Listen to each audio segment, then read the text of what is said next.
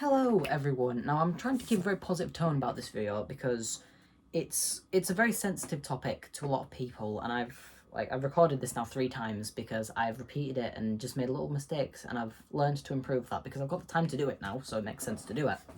So, as of very recently, I've noticed that a lot of YouTubers have been going into a lot of controversies because of the things they've done, be it in their past or recently, or something they've been continuing on from the past. So one of the more recent controversies I've noticed someone get into was Dr. Disrespect. You know, the streamer who was caught messaging an underage fan on the Twitch messaging thing. No, I didn't know there was a Twitch messenger thing. I don't know if it got made. I don't know if it was a beta tester thing. I don't know. But he got outed for talking to someone and didn't respond in the best way. Go back a little bit, we have Colleen Ballinger. You know, Miranda Sings, kind of what she was known for, early 2010s. She has a Netflix show. Pretty interesting. She was a comedian and, again, outed for being a pedophile. And if we want to go even further back, we can go back to EDP455. He was into sports and did a lot of vlogging, and, again, caught for being a pedophile very recently as well. So, from this, I've kind of made I've made the idea that, you know, YouTube is becoming a safe place. And obviously, not just YouTube, the internet as a whole. Like, places like Reddit, they're going to be like cesspits of NSFW and, you know, really messed up content forever. Like, permanently. I don't see Reddit ever changing. But a lot of places are starting to change. And again, that's fantastic. That's amazing. But one of the biggest things I've noticed of being a child, because again, I'm under the, you know, in the eyes of the law, I am not nowhere near an adult. I am 15 years of age, so keep that in mind, because that's going to be important. Put your listening ears on, because I don't know who's watching this. And it's funny to tell people they need their listening ears or a listening heart or something. Just a stupid concept, because I'm not an English teacher. But personally, I think I've been quite desensitized to a lot of content. I mean, like, I have... From the age of about 8, I was given complete unrestricted internet access, which, again, I have now. I've had it since I was 8. Very few times was it very, very strict. And that's gotten me into a lot of bother. Like, I mean, God, because of all the desensitization, how long I've had unrestricted internet access, you're going to hear me say desensitized a lot, so if you want to start taking shots for every time I say that word, you will end up with alcohol poisoning. So don't do that. That's bad. I also kind of want my audience to be, like, my age of people, because that seems a hell of a lot cooler than just a bunch of adults. So if you can access alcohol, don't do it. If you can't access alcohol, don't do it either. Sorted. But since I was young, I've been desensitized to every kind of content you could think. Like, not even from when I was like 10, I saw people die. Like, I fully completed from 1 to 20 the Run the Gauntlet challenge, which I personally can't find anymore, and I'm so glad that it's gone, because it was horrible. It fully traumatized me at the time, but now, because of how much I've had unrestricted internet access, the damage has been done. I mean, like, seeing any kind of adult content just doesn't faze me anymore. It's like, oh, more of this. Next. And the murder and the death and just the pain, it's like, okay, I've seen it all before.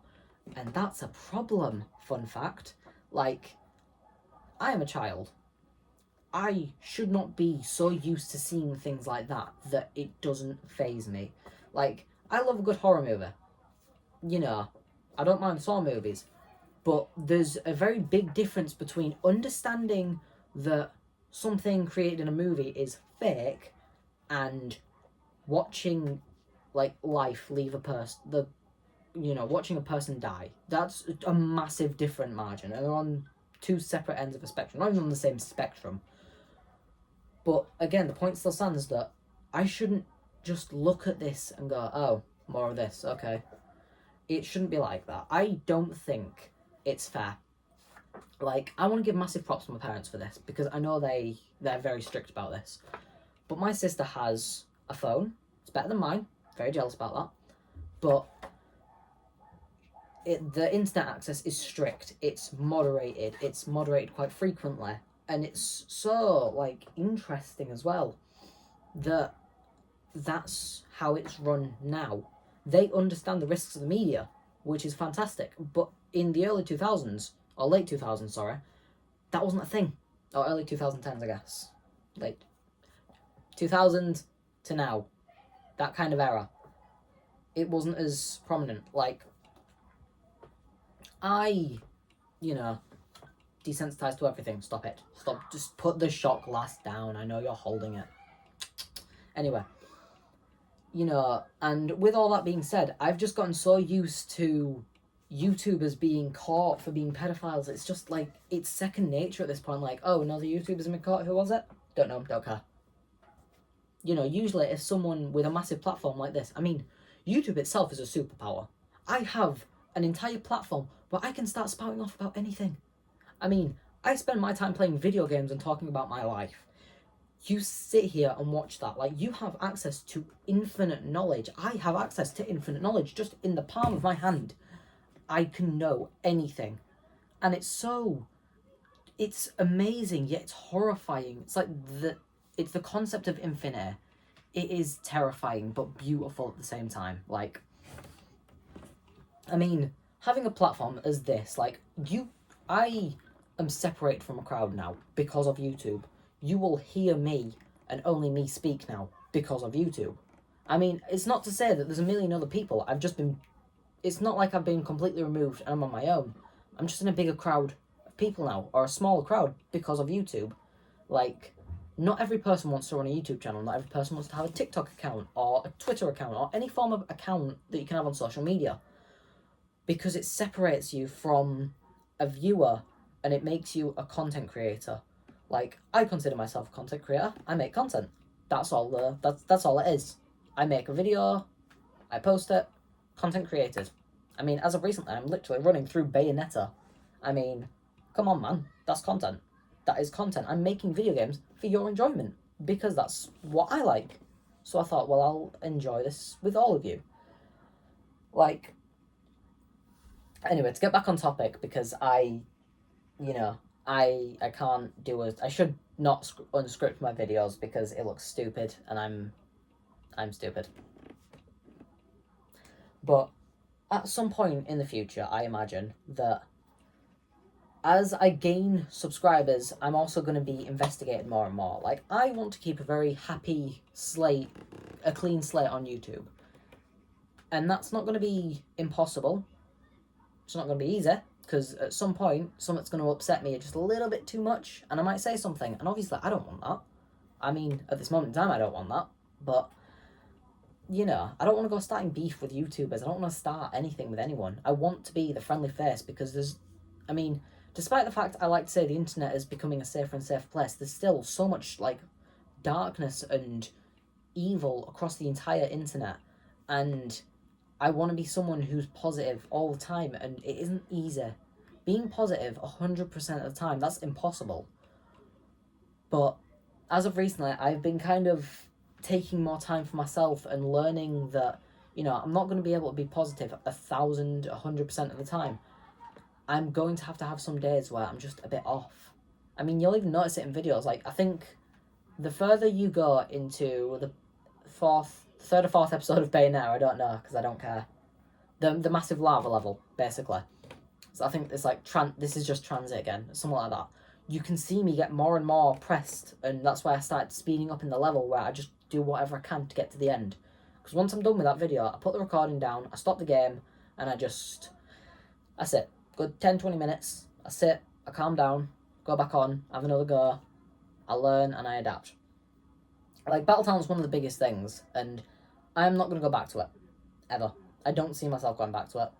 I've got 2 more series planned, I don't want to go back to it soon, I'm going to have to go back to it. But at some point, I'm going to get caught in a massive scandal of some kind. Like, I don't know. I honestly couldn't tell you. I think I could easily say there's some things I've done that I'm not particularly happy about. I'm not happy that I've done them.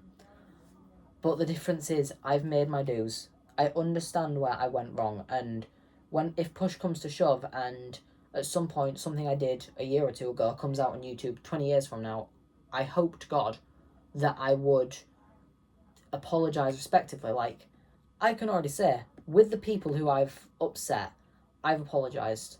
I've given them an honest apology. I've explained why I did what I did.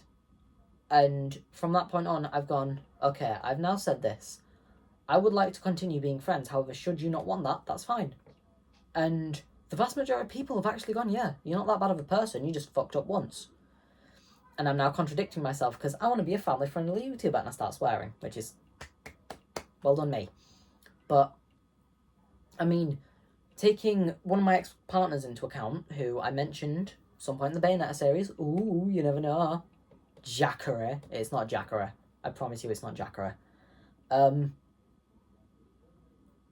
You know, I've made my dues. We talk, we're friends, we're in a like a really good place mentally. And another friend who actually came to approach me for once, which was interesting. He might feature on the channel at some point soon, or in a series called Couch Co-op, which I'll be really looking forward to. We had a massive fight, and we just stopped talking, and that was it. Good few years later, he called me, and was like, yo, what's going on, what happened? And we met up, we spoke, and everything went back to normal. He appreciates that what I did was wrong, he knows that I know what I did was wrong, and it's all part of life. I fucked up, I owned it, god damn, I'm swearing again. I owned it, and we moved on. Like, I've got a very short list of people now who I probably could go back and apologise to, because I don't think the way I act is always appropriate. Like, I can act in the heat of the moment, and especially with it being so warm, and me being so hot-headed all the time, both figuratively and literally, I'm going to be a lot more snappy and angry at things, because my body doesn't cope well with heat. It never has, and it never will. I would hope that bit's a lie. I just hope I can adapt to the heat. I can adapt to the cold, I just can't adapt to the heat. It's funny. But there's a very, very brief list of people who, if I can get in contact with, I'm going to apologise to, and then we'll clear this up, because I think it's only fair. But even then, stuff like that. I mean, one of the more recent examples is how I kind of keep trying to push everyone who helps me away from me. And I'm notorious for doing it. I did it not long ago with that massive friend group I mentioned. I don't know if it was in this recording, the past one, or the other past one. But those people they've been there for me, and while they make jokes, and I don't like some of them, that's them. And something like that shouldn't get to me, and I'm letting it get to me, and it's kind of create a bridge between them and me.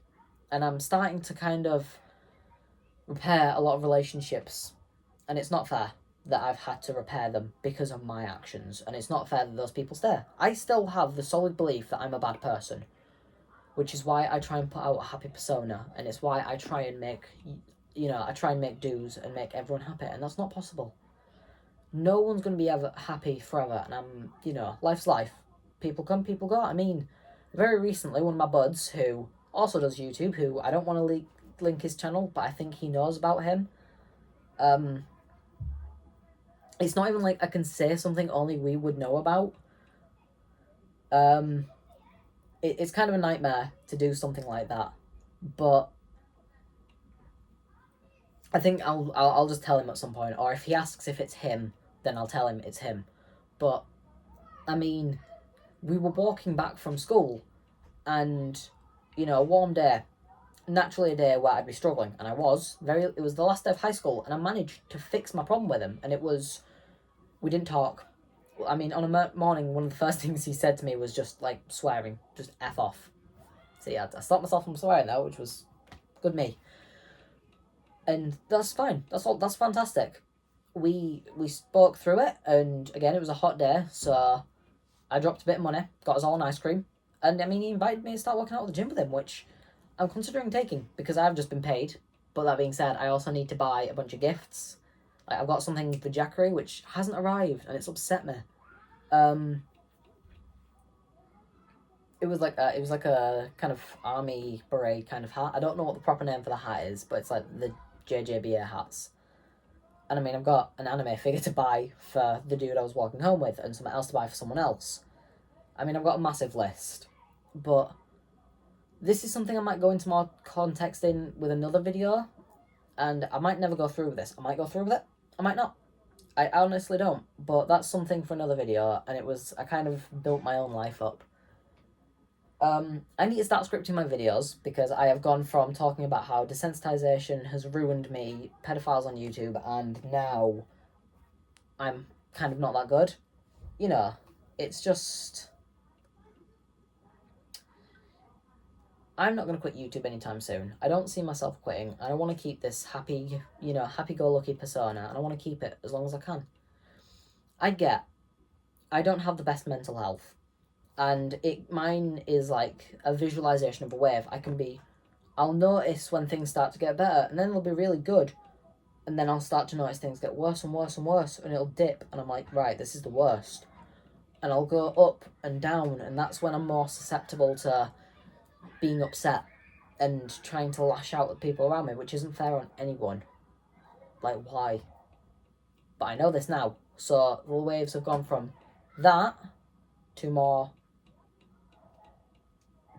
smoothened out. Like, ideally, as of recently, it's been fully straight line. That's it. Just perfect. I've been happy. I mean, it might be because I'm on holiday and I'm outside of school. I mean, honestly, I'm actually quite upset to be out of school because I enjoy having routine and school helps me keep that routine. But yeah, I think that's kind of all I want to say for this video because I'm getting off topic, and otherwise it's going to be like an hour long and it's just going to be me talking, which should just be a live stream. It also saved me work, so when I get the ability to do lives at 100, I'll do a massive video, stream where I just blah blah blah blah blah blah blah blah blah blah blah blah blah blah blah, like I do.